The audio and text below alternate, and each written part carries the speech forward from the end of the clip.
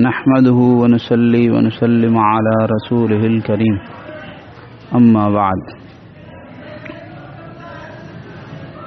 वक़द क़ाल रसूलुल्लाह सल्लल्लाहु अलैहि व आलिहि वसल्लम मन तवादअ लिल्लाहि रफ़अहुल्लाह औ कमा क़ाल रसूलुल्लाह सल्लल्लाहु अलैहि व आलिहि वसल्लम। हिकिड़ो शोबो ईमान जो इहो आहे त तवाज़ो कजे, तवाज़ो जी वस्फ़ जेका आहे अपनाइजे। तवाज़ो इहो तकब्बुर जो ज़िद आहे। तकब्बुर छा के चइबो आहे? हिकिड़े सहाबी हुज़ूर पाक सल्लल्लाहु अलैहि वसल्लम जिन खे अर्ज़ कयो त या रसूल अल्लाह, आउं चाहियां थो ऐं मूंखे पसंदि आहे त मुंहिंजी जुती जेका आहे सभिनी जी जुतियुनि खां सुठी हुजे, मुंहिंजो कपिड़ो ॿियनि जे कपिड़े खां सुठो हुजे, मुंहिंजी सवारी ॿियनि जे सवारियुनि खां सुठी हुजे। छा इहो तकब्बुर आहे? त हुज़ूर पाक सल्लल्लाहु अलैहि वसल्लम फरमाए त न, इहो तकब्बुर कोन्हे। पोइ पाण फरमायो त तकब्बुर त इहो आहे त ग़म्तुल हक़, हिकिड़ो त आहे हक़ जो इनकार करणु, हिकिड़ो आहे हक़ जो इनकार करणु ऐं ॿियो उन सां गॾु आहे ग़म्तुन नास, बतरुल हक़ व ग़म्तुन नास औ कमा क़ाल रसूलुल्लाह सल्लल्लाहु अलैहि वसल्लम। हक़ जो इनकार करणु ऐं माण्हुनि खे हक़ीर सम्झणु। हक़ जो इनकार करणु, इन में उलमा इकराम फरमायो त असल में हक़ जो इनकार करणु बि तकब्बुर कोन्हे, तकब्बुर जी अलामत आहे। मसलन हिकिड़ो माण्हू आहे, ओ कंहिं ग़लतीअ ते आहे, ग़लतीअ में वाक़े आहे, ग़लती करे पियो ऐं उहो सम्झे बि पियो त मूंखां ग़लती थी, पर उनखे को माण्हू चए थो त तव्हां हीअ ग़लति कयो। हाणे सम्झे पियो त हीउ जेको मुंहिंजे मथां एतिराज़ करण वारो आहे या जेको मूंखे मुंहिंजी इस्लाह करण वारो आहे, इहो सही पियो चए, पर चए थो न, मूंखां ग़लती कान थी।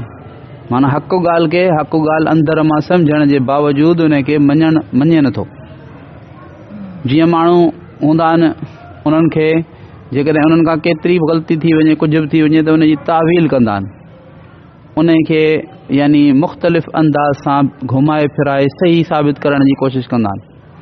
बाबा तव्हां हीअं चयो, न न, मुंहिंजो मक़सदु हीअं कोन हो, हीअ ॻाल्हि हुई, हीअं ॻाल्हि हुई, फेराए घेराए ऐं ग़लती, हालांकि दिलि में सम्झंदा पिया आहिनि त हीअ वाक़ई ॻाल्हि जेको सही थो चए, पर ईअं चवणु हुननि खे जेको पंहिंजी इज़त जे ख़िलाफ़ु लॻंदो आहे त हा मूंखां ग़लती थी वई ऐं वाक़ई आउं ग़लति हुयुसि, इहो इक़रार करण खां उहो जेको आहे सो घबराईंदा आहिनि।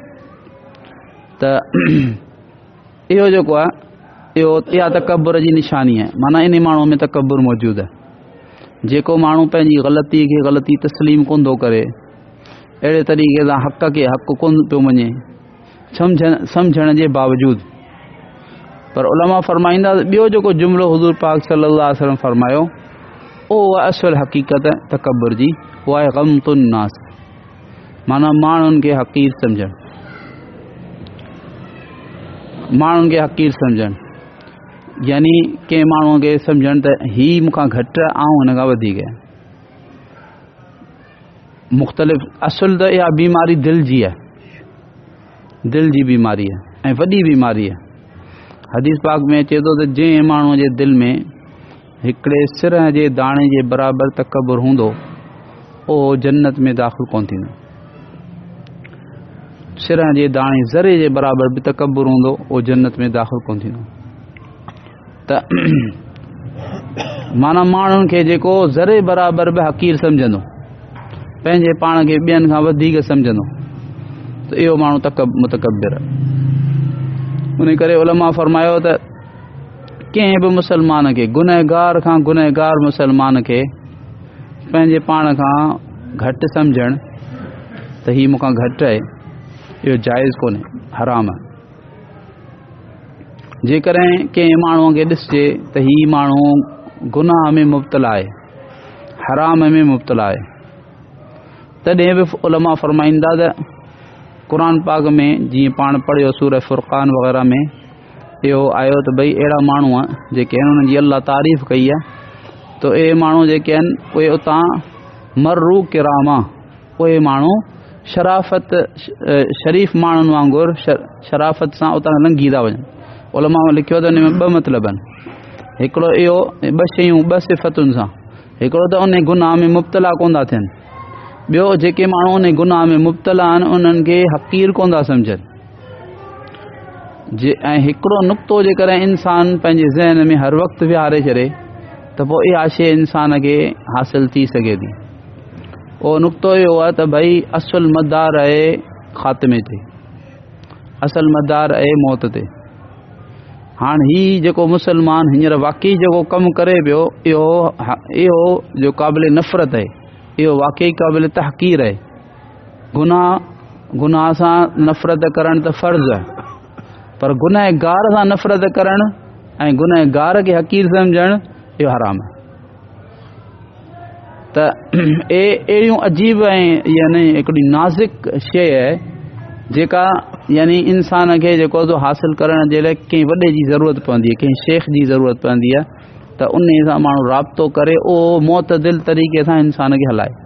त इंसान इहो सोचे त भई असुल मदार जेको आहे मौत ते आहे, ख़ात्मे ते। ख़ात्मो अलाह जे हिन जो कीअं थिए?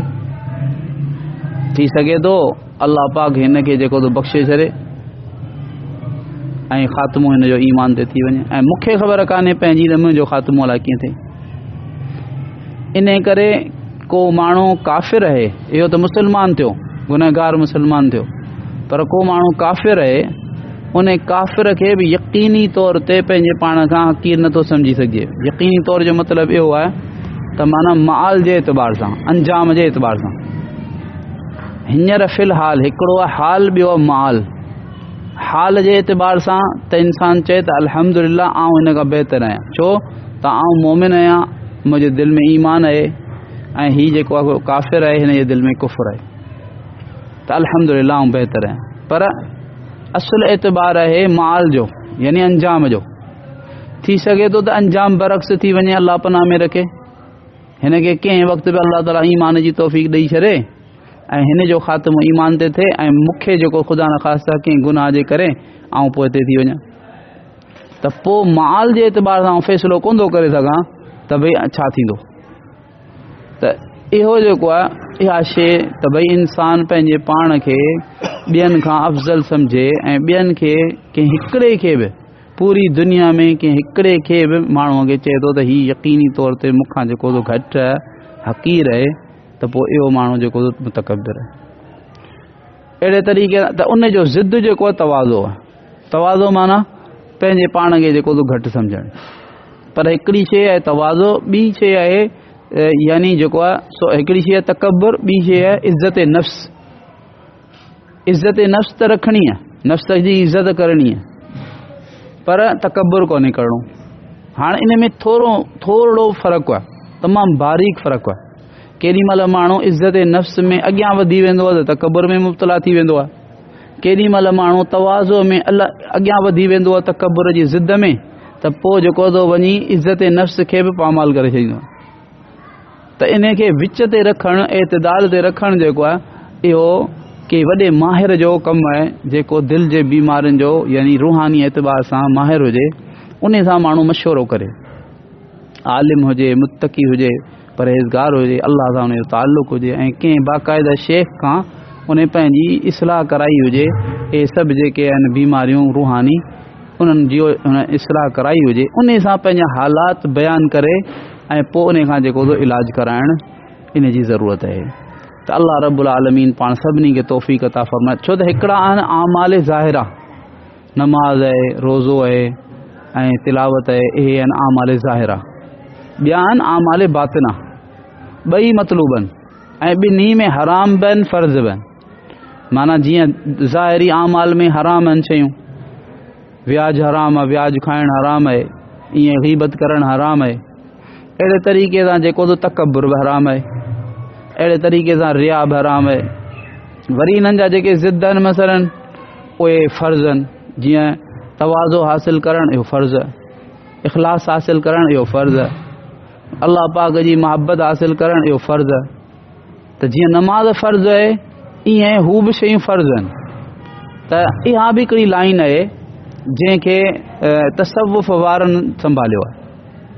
त इहा बि ज़रूरी आहे। मुकमल तौर ते इंसान मोमिन ऐं मुस्लिम तॾहिं थो थिए मुसलमान जॾहिं ॿिन्ही लाइननि खां हुनजी जेको आहे सो ॿिन्ही लाइननि जे हराम खां बचे ऐं ॿिन्ही लाइननि जे जेको आहे फ़राइज़ वाजिबात खे अदा करे। अल्लाह रब्बुल आलमीन पाण सभिनी खे तौफ़ीक़ अता फ़रमाए, हर मुसलमान खे तौफ़ीक़ अता फ़रमाए। या अरहमर राहिमीन या अरहमर राहिमीन या अरहमर राहिमीन या ज़ल जलाली वल इकराम या ज़ल जलाली वल इकराम या ज़ल जलाली वल इकराम। अल्लाहुम्मा सल्लि अला सय्यिदिना मुहम्मद व अला आलि मुहम्मद कमा सल्लैता अला इब्राहीम व अला आलि इब्राहीम इन्नका हमीदुम मजीद। अल्लाहुम्मा बारिक अला मुहम्मद व अला आलि मुहम्मद कमा बारकता अला इब्राहीम व अला आलि इब्राहीम इन्नका हमीदुम मजीद। रब्बना ज़लमना अनफुसना व इन लम तग़फिर लना व तरहमना लनकूनन्न मिनल ख़ासिरीन। रब्बना आतिना फिद दुनिया हसनह व फिल आखिरति हसनह वक़िना अज़ाबन नार। व सल्लल्लाहु तआला अला हबीबिही मुहम्मदिन व अला आलिहि व अस्हाबिहि व बारिक वसल्लम। आमीन। सुब्हानल्लाह।